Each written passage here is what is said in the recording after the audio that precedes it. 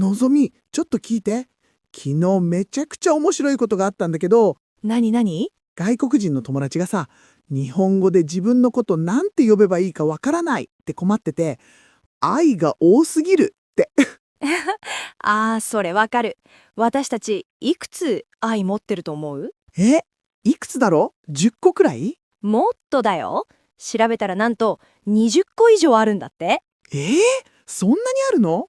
Actually, Japanese has over 20 different ways to say I. Can you believe it? 英語覇者からしたら信じられないよね。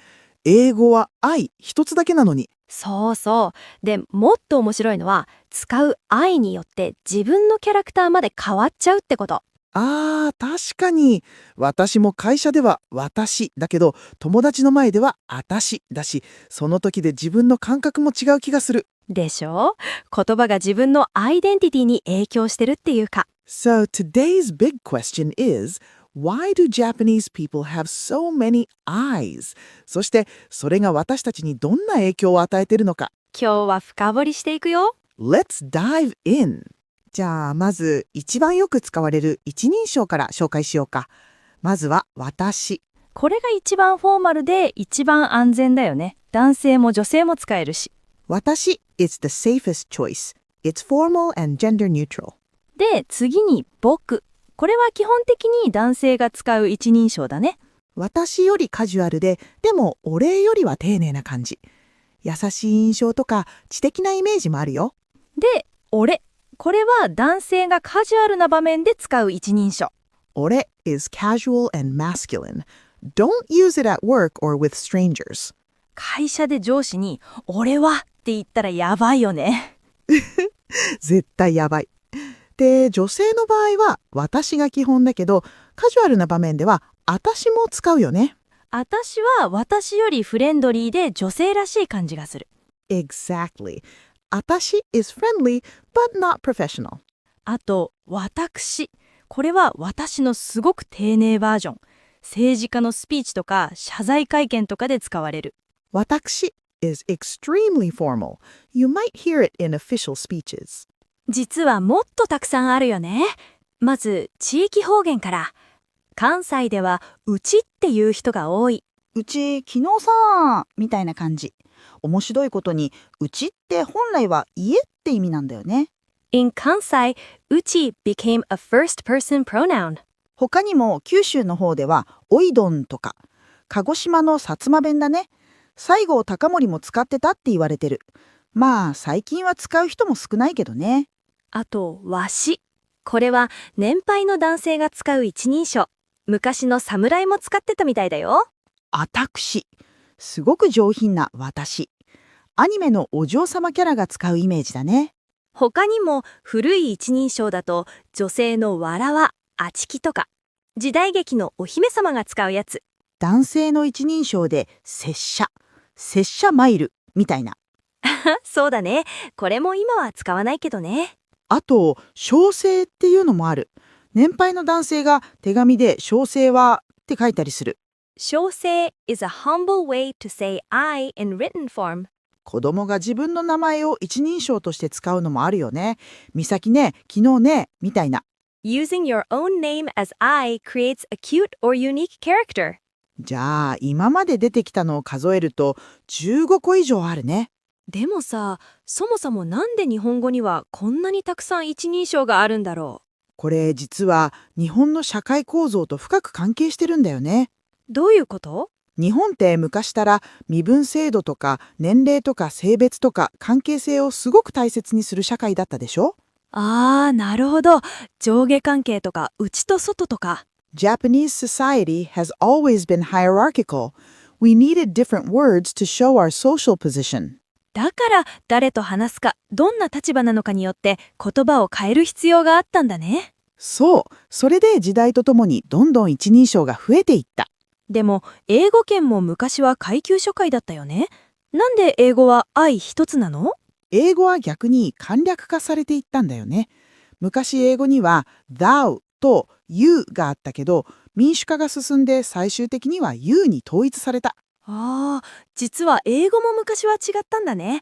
でも日本語は逆に一人称が多様化し続けた。Exactly. 日本は関係性を言葉で表現し続けることを選んだんだよね。自分をどう表現するかってアイデンティティの核心部分だから。Your first person pronoun is central to your identity in Japanese. これって翻訳するときすごく困るよね。そうなんだよ。日本語から英語に翻訳すると、私も僕も俺も私も全部愛になっちゃう。When you translate to English, all these nuances disappear. Everything becomes just I. 例えば、日本語の小説でキャラクターが俺はなっていうのと、僕はねっていうのと、私はっていうの、全然印象が違うでしょ？ああ、確かに全然違う。俺は荒っぽい感じ、僕は優しい感じ、私は真面目な感じ。これ日本人の感覚なのかな？でも、英語に翻訳すると全部 I am になっちゃう。ニュアンスが完全に消えちゃうんだよね。This is one of the biggest challenges in translating Japanese literature. 例えば、ワンピースのルフィは俺、ナミは私、チョッパーはオイラ。それだけでキャラクターの個性が伝わる。おー、本当だね。でも英語版だと全部愛。だから他の部分で個性を出さないといけない。Translators have to work really hard to preserve character personalities. 韓国語は日本語に似てて一人称がいくつかあるって聞いたことがある。でも中国語は基本的に一つだったよね。言語によって表現できることが違うんだよね。Languages shape what we can express. 一人称って私たちのアイデンティティに影響してるのかな？ああ、絶対してると思う。同じ人でも俺っていう時と僕っていう時、ちょっと気持ちが違う気がしない？わかる。俺だとちょっと強気な感じ。僕だともう少し柔らかい、落ち着いた感じ。個人的には燃える。わかる。The pronoun you use can actually change how you feel about yourself. 心理学的にも言葉が自己認識に影響するって言われてるし。じゃあ、一人称を変えると性格まで変わる？性格が変わるっていうか、自分の見せ方が変わる感じかな。ペルソナみたいな。Choosing your pronoun is part of creating your persona, your social character. だから芸能人とか作家とかキャラクターが大事な職業の人はすごく意識的に一人称を選んでるよ。で、面白いのが場面によって一人称を変えると自分の意識も切り替わるってこと。例えば私は会社では私って言ってるでしょ。その時はプロフェッショナルな自分、仕事モードの自分。でも友達と飲みに行ってあたしって言い始めるとリラックスした自分、プライベートの自分になる。Switching pronouns helps you switch between different social roles. 一人称を変えることでモードを切り替えてるんだね。あと、一人称って成長過程でも変わるよね。男の子は特に小さい時は僕だったのが思春期で俺に変わったりする。それって大人になりたい、男らしくなりたいって気持ちの表れなのかな。As you grow up, your pronoun changes. It reflects your self-image at different life stages. 女の子は逆に私から私に変わることが多いかも。社会人になるタイミングとか。そう。あと、方言の一人称を使うかどうかでアイデンティティが変わることもあるよね。例えば、関西出身の人が東京に来た時、うちをそのまま使うか、私に変えるか。Your pronoun shows where you're from and whether you want to keep that regional identity. 深いね。たかが一人称、されど一人称。じゃあ、日本語学習者の人たちにアドバイスをまとめようか。まず、初心者の人はとにかく私を使っておけば間違いない。For beginners, always use 私。It's the safest and most neutral option. で、日本語に慣れてきたら、周りの人がどんな一人称を使ってるか観察してみるといい。同じ性別、同じ年代の人がどう使ってるか見るのが一番の勉強だよね。あと、アニメとかドラマとかも参考になる。キャラクターによって一人称が違うから。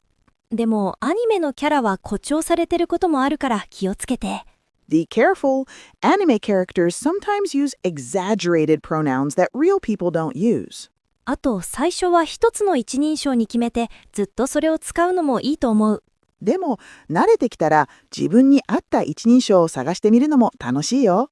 Finding your I in Japanese is part of finding your voice, your identity in the language.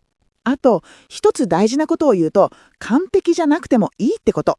私たち日本人も時々間違えたりするから。don't be afraid to make mistakes. Even native speakers sometimes use the wrong pronoun. じゃあ最後に今日のポイントをまとめようか。